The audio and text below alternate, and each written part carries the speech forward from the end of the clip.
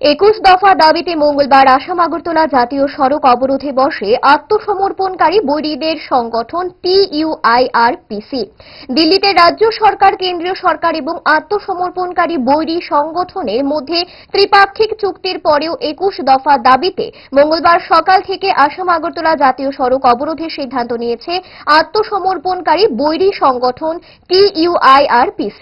পরীক্ষার্থী এবং ইমার্জেন্সি পরিষেবাগুলো বন্ধের আওতার বাইরে রেখেছেন বলে জানান ড্যানিয়েল দেববর্মা। যতক্ষণ পর্যন্ত ত্রিপুরা সরকার তাদের দাবি না মানে ততক্ষণ পর্যন্ত রোড ব্লক প্রত্যাহার করবেন না বলে তিনি জানান।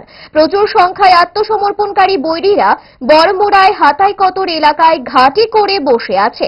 তারা এই নিয়ে 5 বার জাতীয় সড়ক অবরোধে বসে। এদিকে তাদের আন্দোলনস্থলে প্রচুর সংখ্যায় নিরাপত্তা বাহিনী মোতায়েন করা হয়েছে। পরিস্থিতি যাতে স্বাভাবিক থাকে সেদিকে নজর রাখছেন পুলিশ কর্তারা।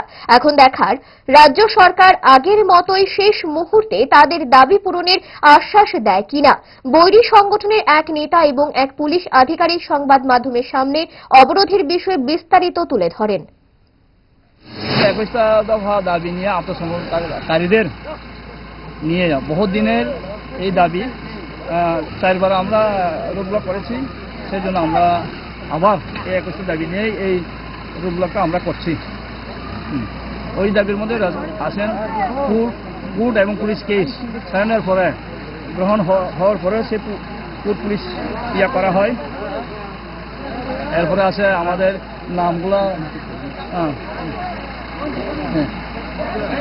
অগ্রক নামে, এটা বাংলা নামে হয়ে গেছে, বাংলা হরফে যেন আমরা রোমান স্ক্রিপ্টে সেই এডিটেড এগ্রিমেন্ট এটা বহুদিনের এটা সমিতি চলছে, এটা পার্মানেন্ট সলভ হোক।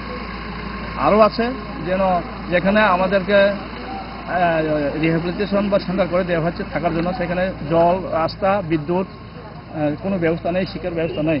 এবং ক্লাস 1 থেকে ইউনিভার্সিটি পর্যন্ত আমাদের ছেলে মেয়ে বা সহকারী তাদেরকে সেই সুযোগ ফ্রিতে দেওয়া হোক। এবং যেখানে special economic development package special বলতে কিছু নাই, এইটারে আবার রিভাইজ করে। আর এর মধ্যে আছে আমাদের ইনার পারমিট আছে।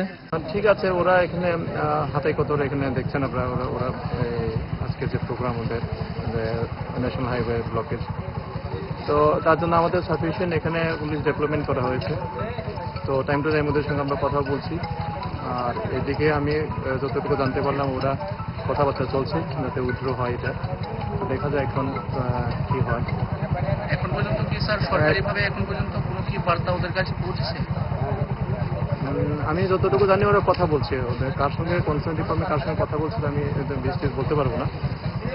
নিরাপত্তা ব্যবস্থা কতটুকু এখানে মজবুত রয়েছে? এখন নিরাপত্তা ব্যবস্থা বলতে আমাদের ডেভেলপমেন্ট আছে, সাফিসিয়েন্ট আছে, আমরা সিচুয়েশন ট্যাকল করার মধ্যে আমাদের ইয়ে আছে।